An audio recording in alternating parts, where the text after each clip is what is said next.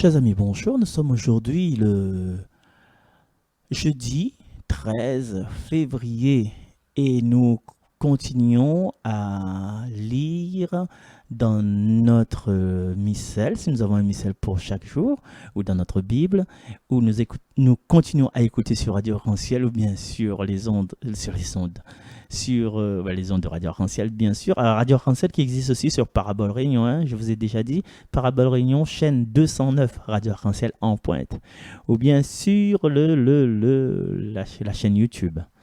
Donc, si Zoti écoute ça sur Radio Dicté, mais voudrait réécouter, mais pas le temps. Après, tout à l'heure, Zoti parle de ça sur la chaîne YouTube. Commentaire, lecture du 13 février. Salomon vieillissait. Ses femmes le détournèrent vers d'autres dieux. Et son cœur n'était plus tout entier au Seigneur, comme l'avait été celui de son père David. Salomon prit part au culte d'Astarté, la déesse des Sidoniens, et à celui de Milcom, l'horrible idole des Ammonites. Il fit ce qui est mal aux yeux du Seigneur, et il ne lui obéit pas aussi parfaitement que son père David. Il construisit alors sur la montagne, à l'est de Jérusalem, un lieu sacré pour Kamosh, l'horrible idole de Moab, et un autre pour Milcom, l'horrible idole des Ammonites. Ils en firent d'autres pour permettre à toutes ces femmes étrangères de brûler de l'encens et d'offrir des sacrifices à leurs dieux. Le Seigneur s'irrita contre Salomon parce qu'il s'était détourné du Seigneur Dieu d'Israël. Pourtant, celui-ci lui était apparu 2 fois et lui avait défendu de suivre d'autres dieux. Mais Salomon avait désobéi. Le Seigneur lui déclara : « Puisque tu t'es conduit de cette manière, puisque tu n'as pas gardé mon alliance ni observé mes décrets, je vais t'enlever le royaume et le donner à l'un de tes serviteurs. Seulement, à cause de ton père David, je ne ferai pas cela durant ta vie. C'est de la main de ton fils que j'enlèverai le royaume. Et encore, je ne lui enlèverai pas tout. Je laisserai une tribu à ton fils à cause de mon serviteur David et de Jérusalem, la ville que j'ai choisie. » Parole du Seigneur. Alors, chers amis, pendant toute cette semaine, nous avons écouté le petit chant de la fraction, mais nous allons écouter encore une fois aujourd'hui pour découvrir.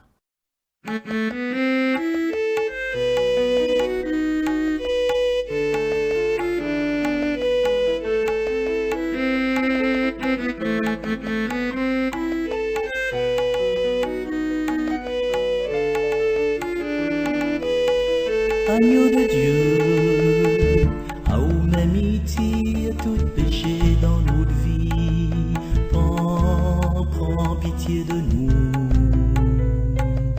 prends pitié de nous, agneau de Dieu, à où m'amitié tout péché dans notre vie, prends pitié de nous.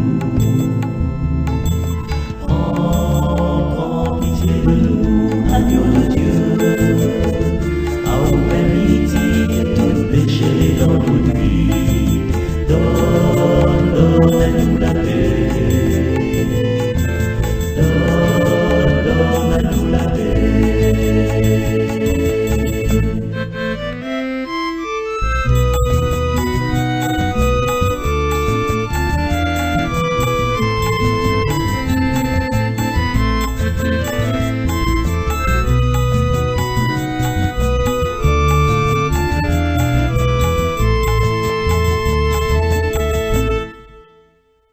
Chers amis, alors dans le début de ce passage, il est écrit que Salomon vieillissait.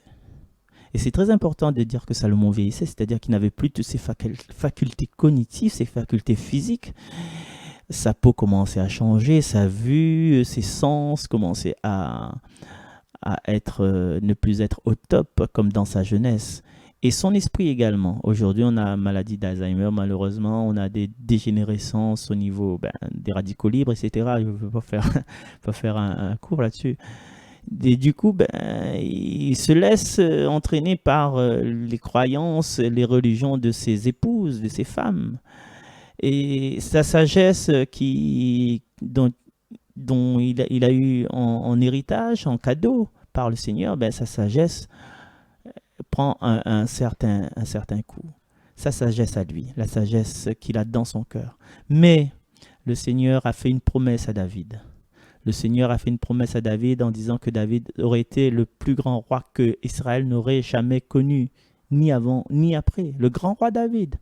Et du coup, malgré le châtiment qu'il va donner, qu'il propose à Salomon, parce que c'est une proposition, et bien dans son châtiment, son alliance qu'il a faite, je ne sais plus comment il dit, avec son père David, avec le roi David, cette alliance est toujours présente.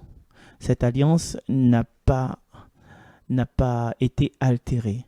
Quand le Seigneur se met d'accord avec nous, quand c'est le Seigneur qui choisit notre vie, quand il nous dit au jour de notre baptême, tu es mon enfant bien-aimé, et ça reste toute la vie, toute ta vie, même après ta vie. Alors, quelquefois, si dans notre vie, nous commençons à défaillir, nous commençons à lever un petit peu la bouteille, à fumer un petit peu le zamal, parce que, voilà, nous sommes dans certaines faiblesses de l'âge, ou faiblesses sociétales, ou bien faiblesses familiales, nous pensons que le Seigneur l'abandonne à nous, eh bien, nous fait fausse route. Les promesses que le Seigneur donne à nous au baptême, à la profession de foi, à la confirmation dans notre mariage, bien dans notre consécration, à notre vie au Seigneur, le Seigneur y abandonne pas nous. Le Seigneur est toujours là. Et c'est nous, ben, physiquement, nous déplume et nous déprime. Mais le Seigneur, il garde toujours confiance en nous, il garde toujours sa promesse. Et aujourd'hui, ce que me peut proposer à nous, c'est de dire, Seigneur, merci déjà. Merci Seigneur. Merci pour le souffle que tu me donnes chaque jour. Pardon Seigneur si des fois m'y doute. Merci, pardon. S'il te plaît Seigneur, donne-moi la force pour comprendre, pour grandir encore avec vous. Et je t'aime Seigneur parce que sans vous, moi n'est rien et vous l'êtes toute ma vie.